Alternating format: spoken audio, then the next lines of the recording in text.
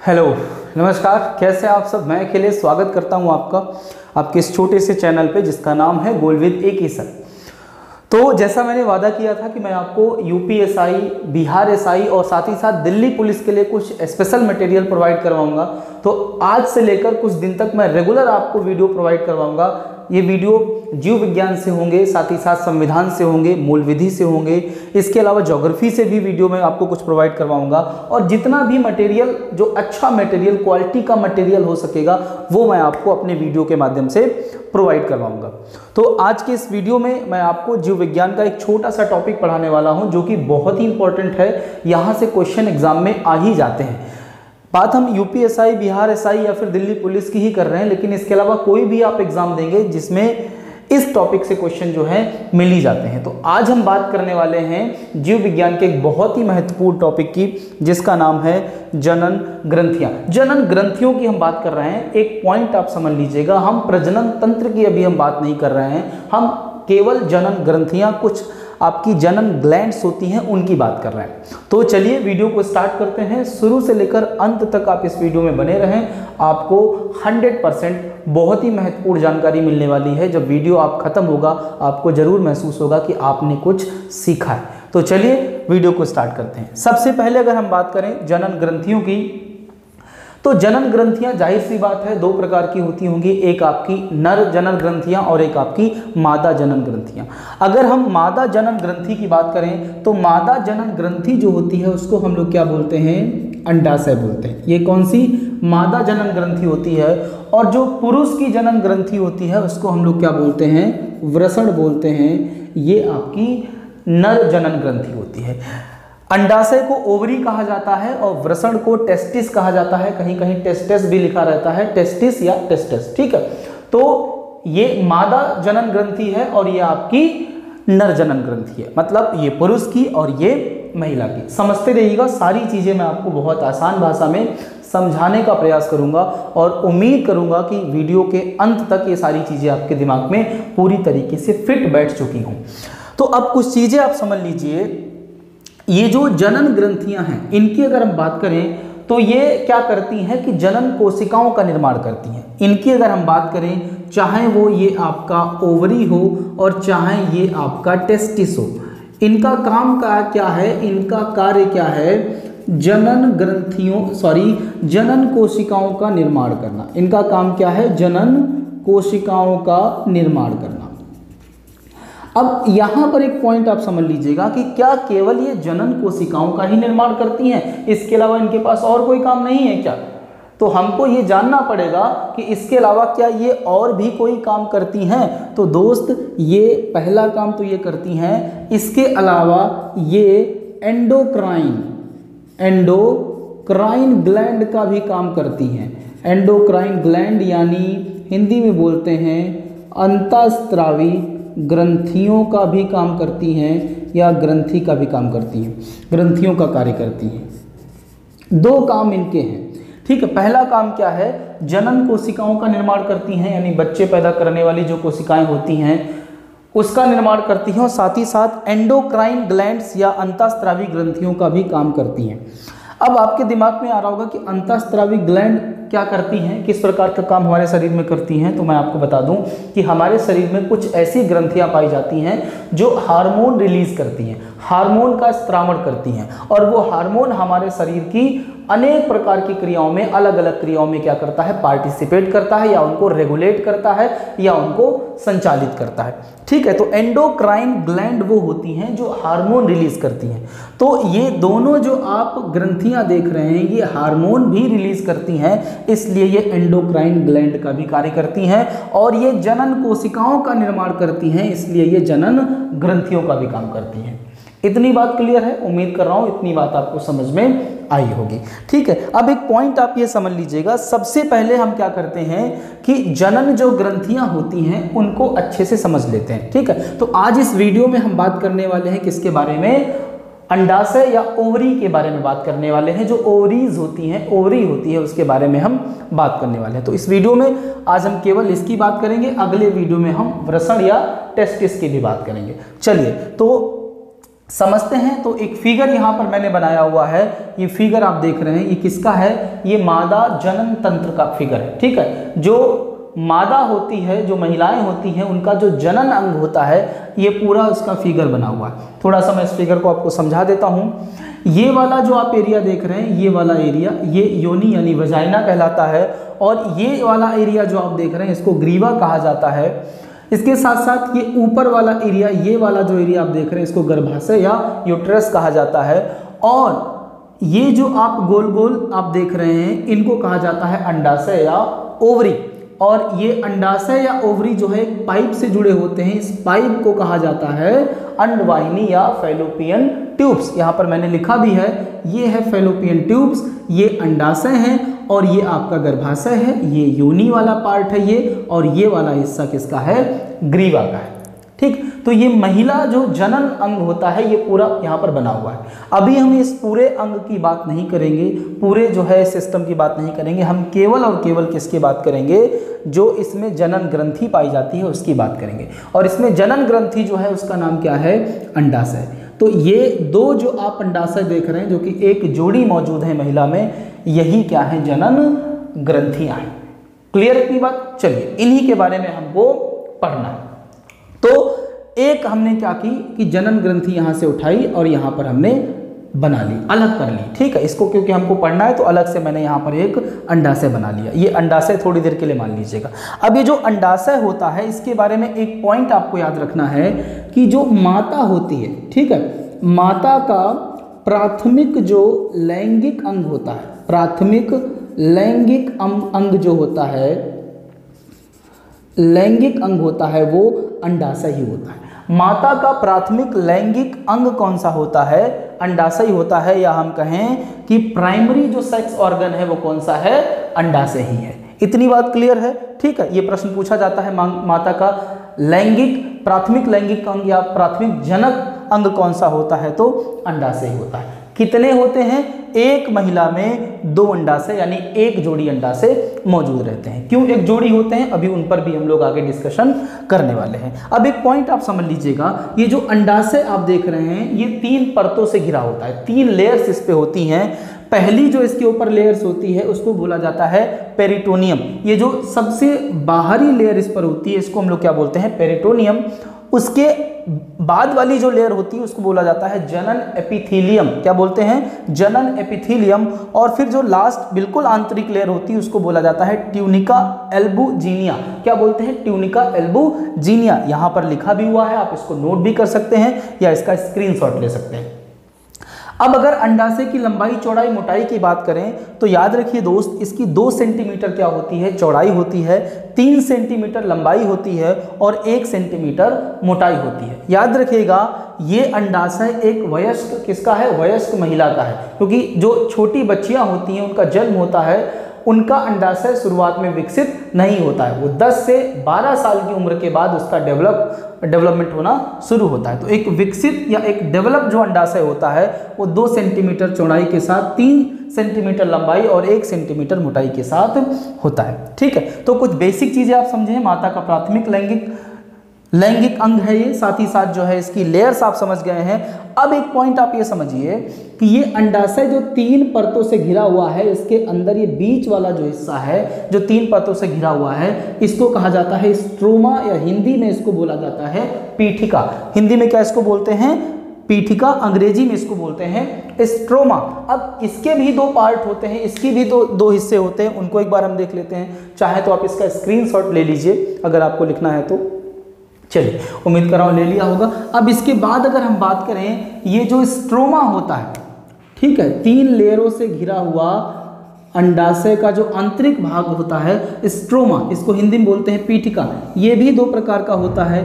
एक होता है आपका स्ट्रोमा कॉर्टेक्स और एक होता है स्ट्रोमा मेडुला। क्या होता है? एक होता है स्ट्रोमा कॉर्टेक्स और एक होता है स्ट्रोमा मेडुला। ये जो स्ट्रोमा कॉर्टेक्स होता है, इसकी अगर बात करें तो ये बाहर वाला हिस्सा होता है, ठीक है, और ये वाला क्या होता है? आपका आंतरिक हिस्सा होता है।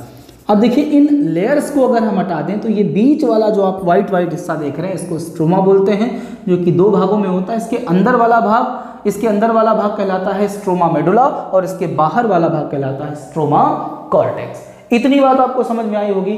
ठीक है, अब हम ये देख लेते हैं कि ये जनन ग्रंथि के रूप में किस प्रकार से काम करता है। अंडाशय के बारे में अगर आपसे कोई भी पूछेगा तो महिला का ये क्या है, महिला जनन ग्रंथि है, महिला जनन अंग में आता है आपका ये। ठीक है, अंडाशय 2 होते हैं एक महिला में 2 होते हैं। इसकी लंबाई की बात करेगा तो 3 सेंटीमीटर चौड़ाई, 2 सेंटीमीटर मोटाई, 1 सेंटीमीटर होती है। 3 लेयर से घिरा रहता है और इसके बीच वाला जो हिस्सा जो 3 लेयर से घिरा होता है उसको हम लोग क्या बोलते हैं, स्ट्रोमा बोलते हैं। ये कुछ बेसिक सी जानकारी जो आपको जरूरत थी वो यहाँ पर आपको प्रोवाइड करवा दी गई, दे दी गई है। अब हम बात करते हैं कि ये किस प्रकार से जनन ग्रंथि का काम करता है, ये हमको जानना पड़ेगा। जनन ग्रंथि कैसे है वो थोड़ा सा आप समझ लीजिए। अब देखिए क्या होता है, एक चीज आप सब लोग जानते हैं कि महिलाओं में मासिक धर्म आना एक जो है वो रेगुलर या हम कहें सामान्य सी प्रक्रिया है। ठीक है, मासिक धर्म या पीरियड्स जिनको बोला जाता है। तो किसी भी महिला को पीरियड्स आता है, उसके 14वें दिन क्या होता है, 14वें दिन ये जो अंडाणु आप देख रहे हैं इनमें से किसी एक में क्या होता है, अंडे का निर्माण होता है। ठीक है, सॉरी, ये जो अंडाशय आप देख रहे हैं इनमें से किसी एक में अंडाणु या अंडे का निर्माण होता है, जिसको अंडाणु कहा जाता है। ठीक है, अब निर्माण के तुरंत बाद क्या होता है, ये अंडाणु जो है वो इस फैलोपियन ट्यूब में आ जाता है। ठीक है, जैसे ही पीरियड के 14वें दिन का समय आता है, यहाँ पर एक अंडाणु का निर्माण होता है और ये अंडाणु इस फैलोपियन ट्यूब में तुरंत आ जाता है। ठीक है, अगर इसमें निर्माण हुआ है तो इस वाली ट्यूब में आएगा और इसमें निर्माण हुआ है तो इस वाली ट्यूब में आएगा। क्लियर इतनी बात? उम्मीद कर रहा हूं इतनी बात आप समझे होंगे। अब ये यहां से आकर यहां पर आ जाता है और यहां पर वेट करता है स्पर्म का, यानी शुक्राणु का, जो वीर्य होता है पुरुष का, उसमें शुक्राणु होते हैं, उसका ये वेट करता है। ठीक है, अब ये वेट करता है। अब इसी दौरान अगर क्या किया जाए कि शुक्राणु जो है इसके अंदर, महिला की जो जनन अंग है उसके अंदर प्रवेश करवाए जाएं, तो ये शुक्राणु यहाँ पर आकर क्या करेगा, इस अंडाणु से मिल जाएगा। अब ये शुक्राणु मान लीजिए यहाँ पर इसका जन्म हुआ था, बना था, और ये अंडाणु यहाँ पर आ गया। अब यहीं पर आकर शुक्राणु इससे मिल गया और इन दोनों का क्या हो गया, निषेचन हो गया। फर्टिलाइजेशन जिसको बोलते हैं, निषेचन हो गया। अब ये अंडाणु जो है वो क्या हो गया है, शुक्राणु से निषेचित हो गया है। अब निषेचित होने के पश्चात ये कहाँ आ जाएगा, यहाँ आ जाएगा। कहाँ पर, गर्भाशय में। और गर्भाशय में धीरे धीरे ये भ्रूण का रूप ले लेगा और फिर यही भ्रूण जो है बच्चे के रूप में जन्म लेता है। तो आपको एक चीज समझ में आई होगी कि जनन ग्रंथि के रूप में किस प्रकार ये काम कर रहा है अंडाशय। ये अंडाणु का निर्माण करता है और वही अंडाणु जो है वो भ्रूण को विकसित करने में सहायता करता है। अब मान लीजिए यहाँ पर अंडाणु का निर्माण हुआ, ठीक है, अंडाणु का निर्माण हुआ और अंडाणु यहाँ पर गया, वेट कर रहा है शुक्राणु का। अगर शुक्राणु नहीं आता है तो फिर ये गर्भाशय में चला जाता है और फिर ये अंडाणु जो है वो पीरियड्स के माध्यम से, मासिक धर्म के माध्यम से जो है बाहर निकल जाता है। ये हर महीने की प्रोसेस है। और एक बात याद रखिएगा कि इस महीने अगर इसमें अंडाणु का निर्माण हुआ है तो अगले महीने में क्या होगा कि इसमें अंडाणु का निर्माण होगा, फिर उसके अगले महीने में इसमें अंडाणु का निर्माण होगा। तो किसी एक ही अंडाशय में अंडाणु का निर्माण होता है और ये जो है वो आपका रेगुलर इसमें, फिर उसमें, फिर इसमें, फिर उसमें, इस प्रकार से चलता रहता है।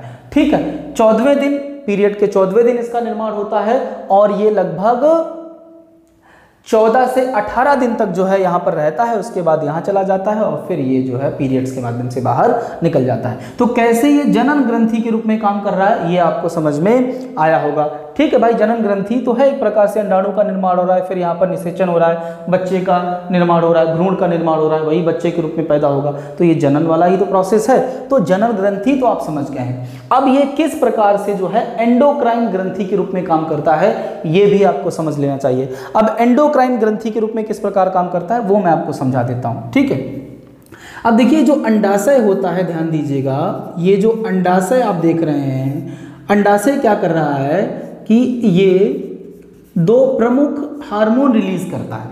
ये 2 प्रमुख हार्मोन रिलीज करता है, हार्मोन रिलीज करता है। ठीक है, ये क्या कर रहा है, 2 प्रमुख हार्मोन रिलीज कर रहा है। अब ये 2 प्रमुख हार्मोन कौन कौन से हैं, इनकी अगर हम बात करें तो एक आपको मिलेगा एस्ट्रोजन और दूसरा मिलेगा प्रोजेस्टेरॉन। एक है आपका एस्ट्रोजन और दूसरा है प्रोजेस्टेरॉन। अब याद रखिए ये दोनों जो आप हार्मोन देख रहे हैं, ये दोनों जो आप हार्मोन देख रहे हैं, ये फीमेल सेक्स हार्मोन है। क्या है? फीमेल सेक्स हार्मोन है, यानी महिलाओं के सेक्स हार्मोन है। ठीक है, पुरुषों में नहीं निकलते हैं, महिलाओं में ही निकलते हैं। थोड़े बहुत हल्के फुल्के कुल होते ही मात्रा, लेकिन ज़्यादा मुख्य रूप से कैसे हार्मोन है? फीमेल सेक्स हार्मोन है दोनों। इसके अलावा अंडाशय एक हार्मोन और निकालता है, ठीक है, और उसका नाम है रिलैक्सिन। क्या नाम है? Relaxin hormone. तो 3 हार्मोन निकलते हैं, जिसमें से 2 प्रमुख हैं, एक आपका एस्ट्रोजन और एक आपका प्रोजेस्टेरॉन। ये दोनों फीमेल सेक्स हार्मोन हैं, और जो एक इसके अलावा और निकाला जाता है जिसका नाम है रिलैक्सिन। ये 3 प्रमुख हार्मोन निकलते हैं, और अगर किसी ग्रंथि से हार्मोन निकल रहे हैं तो वो ग्रंथि कैसा बिहेव कर रही है? वो ग्रंथि बिहेव कर रही है कैसा? एंडोक्राइन ग्लैंड का, एंडोक्राइन ग्लैंड का बिहेव कर रही है। तो आपको समझ में आ गया होगा कि एंडोक्राइन ग्लैंड का बिहेव या एंडोक्राइन ग्लैंड का कार्य किस प्रकार करती है? हार्मोन उत्सर्जित करके या हार्मोन रिलीज करके। एस्ट्रोजन, प्रोजेस्टेरॉन और रिलैक्सिन हार्मोन कहाँ से निकलते हैं? ये जो अंडाशय आप देख रहे हैं इन्हीं से निकलते हैं दोस्त। उम्मीद कर रहा हूँ इतनी बात आपको समझ में आई होगी। अब इसके बाद अगर हम बात करें तो थोड़ा थोड़ा हम इन हार्मोन्स के बारे में जान लेते हैं। सबसे पहले बात करते हैं किसके बारे में? एस्ट्रोजन के बारे में। एस्ट्रोजन देखते हैं किस प्रकार से काम कर रहा है। आप चाहें तो ये सब नोट करते रहिएगा, क्योंकि काफ़ी काम आने वाला है आपके।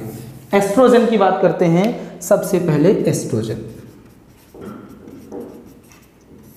अब देखिए पहले ही आपको बता चुका हूं ये सेक्स हार्मोन है, महिलाओं में निकलता है, ठीक है, फीमेल सेक्स हार्मोन है। ये पॉइंट आपको बताने की जरूरत नहीं है। अब इसमें मुख्य पॉइंट क्या है वो अगर मैं आपको बता दूं कि ये क्या करता है कि ये महिलाओं में यौनावस्था के गुणों या हम कहें कि लक्षणों को विकसित करने में सहायता करता है, देखिए जब किसी बच्ची का जन्म होता है तो फिर उसके अंदर इस हार्मोन की मात्रा क्या होती है? कम होती है। लेकिन 10 से 12 साल की उम्र में ये हार्मोन जो है वो अपने जो है वो अधिक मात्रा वाले जो स्तर में इसका स्तर बढ़ने लगता है, और जैसे ही इसका स्तर बढ़ने लगता है वैसे ही बच्चियों में जो यौनावस्था के लक्षण हैं उनका विकास शुरू हो जाता है। यौनावस्था के लक्षणों की अगर बात करें, जैसे स्तनों का विकास, ठीक है, जैसे गर्भाशय का चौड़ा होना, गर्भाशय का विकास, ठीक है, तमाम सारी और भी यौनावस्था के लक्षण हैं। और जैसे योनि का बड़ा होना, योनि का चौड़ा होना, ये तमाम प्रकार के जो यौनावस्था लक्षण हैं इनका विकास शुरू हो जाता है किसके कारण? एस्ट्रोजन के कारण। तो एस्ट्रोजन क्या कर रहा है? महिलाओं में जो यौनावस्था के लक्षण होते हैं उनको विकसित करने में क्या कर रहा है? सहायता कर रहा है। अब इसके बाद अगर बात करें कि अगर ये हार्मोन आपके शरीर में कम हो जाता है तो फिर आपको समस्या क्या होती है? अगर ये हार्मोन कम हो गया तो समस्या क्या होती है? या फिर हम कहें एक इसका मुख्य कार्य और है कि ये मासिक धर्म को नियंत्रित करता है। मासिक धर्म यानी जिसको हम पीरियड्स बोलते हैं, पीरियड्स को क्या कर रहा है? नियंत्रित कर रहा है। अगर ये हार्मोन कम हो जाए तो आपका जो मासिक धर्म चक्र है वो क्या होता है? डिस्टर्ब हो जाता है, और ऐसे में आप कई सारी समस्याओं से, चिड़चिड़ापन, थकान, कमजोरी, तमाम सारी समस्याओं से जूझने लगती है। ठीक है, तो मासिक धर्म चक्र का नियंत्रण किसके द्वारा किया जाता है? एस्ट्रोजन यानी जो सेक्स हार्मोन हमारा है उसके द्वारा किया जाता है। इतनी बात क्लियर है। अब एक पॉइंट आप और समझ लीजिएगा कि अगर ये हार्मोन आपकी बॉडी में कम हो जाए, इसकी मात्रा थोड़ी सी कम हो जाए तो फिर क्या फर्क पड़ेगा? देखिएगा ध्यान से। उम्मीद कर रहा हूँ ये आपने लिख लिया होगा, नहीं लिखा है तो स्क्रीनशॉट फट से लीजिए। अगर ये हार्मोन आपकी बॉडी में थोड़ा सा कम हो जाता है तो समझिए एस्ट्रोजन की कमी की अगर बात करें तो आपको क्या होगा, आपको रजनोवृत्ति का आभास होगा। अगर किसी महिला में ये हार्मोन कम हो जाता है तो उसको रजनोवृत्ति का आभास होगा। रजनोवृत्ति को बोला जाता है मेनोपॉज। मेनोपॉज, ठीक है, क्या बोलते हैं इसको, मेनोपॉज बोलते हैं,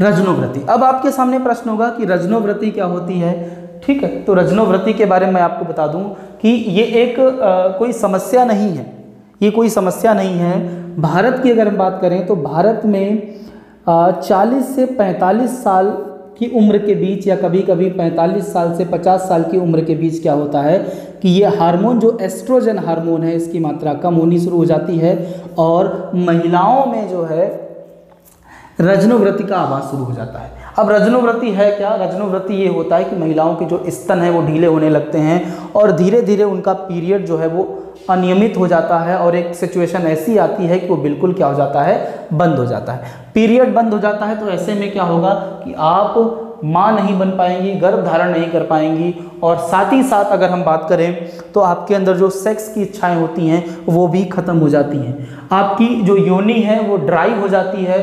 इस दौरान अगर आप सेक्स करती हैं तो फिर आपको दर्द या फिर आपको पेन महसूस होता है, दर्द होता है, ठीक है। तो रजनोवृत्ति क्या है, एक प्रकार से पीरियड का समाप्त हो जाना, पीरियड का नेचुरल तरीके से, प्राकृतिक तरीके से बंद हो जाना ही क्या है, रजनोवृत्ति है। और इस हार्मोन की कमी से ही क्या होता है, रजनोवृत्ति होती है। यानी ये हार्मोन अगर हम देखें जब आप 40 साल तक के होते हैं या 38-40 साल तक के होते हैं तब तक अपने उच्चतम स्तर पर होता है, फिर उसके बाद ये धीरे धीरे कम होता चला जाता है। जब इसका स्तर बहुत कम हो जाता है तो फिर आपके अंदर रजनोवृत्ति आ जाती है, यानी मेनोपॉज आ जाता है और इसमें आपको कई प्रकार की चीज़ें जो हैं बंद हो जाती हैं। आप गर्भ धारण नहीं कर सकते हैं प्राकृतिक तरीके से, आपकी सेक्स इच्छाएं खत्म हो जाती हैं और साथ ही साथ अगर हम बात करें तो आपको सेक्स के दौरान पीड़ा भी होती है और आपका सेक्स करने में बिल्कुल मन भी नहीं लगता है। तमाम सारी चीज़ें होती हैं रजनोवृत्ति में, ठीक है। उम्मीद कर रहा हूँ रजनोवृत्ति आप समझ गए होंगे और एस्ट्रोजन हार्मोन क्या कर रहा है ये भी आप समझ गए होंगे। मासिक धर्म जो चक्र होता है उसको नियंत्रित करता है, साथ ही साथ जो है महिलाओं में जो यौनावस्था के लक्षण होते हैं, गुण होते हैं, उनको डेवलप करने में सहायता करता है और कमी से रजनोवृत्ति का आभास। अब रजनोवृत्ति का आभास कब होता है, ये कि कुछ महिलाओं में 1 साल मतलब पहले ही आभास उनको होने लगता है, कुछ महिलाओं में धीरे धीरे 3-4 साल पहले से उनको आभास होता है और 3-4 साल बाद एकदम तरीके से उनको रजनोवृत्ति हो जाती है, ठीक है। चलिए अब आगे बढ़ते हैं, अगला जो हार्मोन है उस पर बात करते हैं। अगला है प्रोजेस्टेरॉन। प्रोजेस्टेरॉन की बात करते हैं। अब प्रोजेस्टेरॉन क्या कर रहा है ये आप समझिए। ठीक है, प्रोजेस्टेरॉन की बात करें, ये भी सेक्स हार्मोन है और ये भी कहाँ से निकल रहा है, अंडाशय से ही निकल रहा है। और इसकी अगर बात करें तो खासकर ये निकलता तो है बॉडी में तो होता है महिलाओं के, लेकिन अगर इसकी मात्रा का स्तर देखें तो ज़्यादा कब होता है, तो जब महिला गर्भ धारण करती है तब इसका स्तर जो है ज़्यादा होता है। खासकर इसका स्तर ज़्यादा कब होगा, जब महिलाएं गर्भ धारण करती। कोई महिला गर्भ धारण करेगी तो इसका उत्सर्जन तेजी से होने लगता है, क्योंकि ये हार्मोन क्या कर रहा है कि किसी भी महिला की गर्भावस्था को क्या करता है, सुरक्षित करता है, उसको बनाए रखता है। किसी भी महिला की गर्भावस्था जो है उसको बनाए रखने में सहायता करता है, ठीक है। अब मान लीजिए कि ये हार्मोन कम हो जाए और आपने गर्भ धारण किया है, ये हार्मोन कम निकल रहा है, तो ऐसे में आपका मिसकैरेज हो सकता है, बच्चा आपका गिर सकता है, तमाम प्रकार की ब्लीडिंग आपको हो सकती है। इसके अलावा और भी कई सारी चीज़ें हो सकती हैं, आपका वेट बढ़ सकता है, आपको नींद नहीं आ सकती है, महामारी आपकी डिस्टर्ब हो सकती है, तमाम प्रकार की समस्याएं आपको प्रोजेस्टेरॉन में हो सकती हैं, ठीक है। तो मुख्य इसका कार्य क्या है, गर्भावस्था को बनाए रखना, प्रोजेस्टेरॉन का ये मुख्य कार्य है, ठीक है। अब आगे अगर बात करें कि गर्भावस्था की जब सिचुएशन होती है, स्थिति होती है, तो इसका स्तर क्या होता है, बढ़ा हुआ होता है। और जब गर्भावस्था की स्थिति नहीं होती है तो इसका स्तर जो है वो क्या होता है, आपका कम होता चला जाता है, या फिर हम कहिए ड्रॉप हो जाता है, ठीक है। और मासिक धर्म चक्र जो है प्रॉपर तरीके से शुरू हो जाता है। क्लियर इतनी बात, तो ये प्रोजेस्टेरॉन है। इसके बाद एक और हार्मोन मैंने बताया था, कौन सा, रिलैक्सिन हार्मोन बताया था। रिलैक्सिन हार्मोन की बात करें तो जब महिला गर्भ धारण करती है और उसका बच्चा पैदा होने वाला होता है और उसकी डिलीवरी होने वाली होती है तो ये काफ़ी बढ़ जाता है, क्योंकि इसका काम क्या है कि ये जो ग्रीवा आप देख रहे हैं, ये ग्रीवा जो है इसका आकार ये क्या कर देता है, बड़ा कर देता है या इसको मुलायम कर देता है, जिस कारण बच्चे को पैदा करने में कोई दिक्कत ना हो, बच्चा आसानी से पैदा हो जाए। ठीक है, तो रिलैक्सिन का मुख्य कार्य क्या है? रिलैक्सिन का मुख्य कार्य है ये ग्रीवा जो आप देख रहे हैं इसका आकार क्या कर देता है, बड़ा कर देता है। तो तीनों हार्मोन ये काफ़ी इंपॉर्टेंट है और उम्मीद कर रहा हूँ ये आपको समझ में आया होगा। तो जनन ग्रंथियाँ जो होती है अंडाशय, उसके बारे में हमने बात की है। ये जनन ग्रंथि के साथ साथ जो है एक आपकी एंडोक्राइन ग्लैंड भी है, अंतःस्रावी ग्रंथि भी है। कल हम बात करेंगे किसके बारे में? वृषण के बारे में। तो आज इस वीडियो को यहीं पर समाप्त करते हैं, और अगर ये वीडियो आपको पसंद आया हो तो प्लीज़ चैनल को सब्सक्राइब करें और वीडियो को लाइक और शेयर करना बिल्कुल मत भूलें। Thank you very much.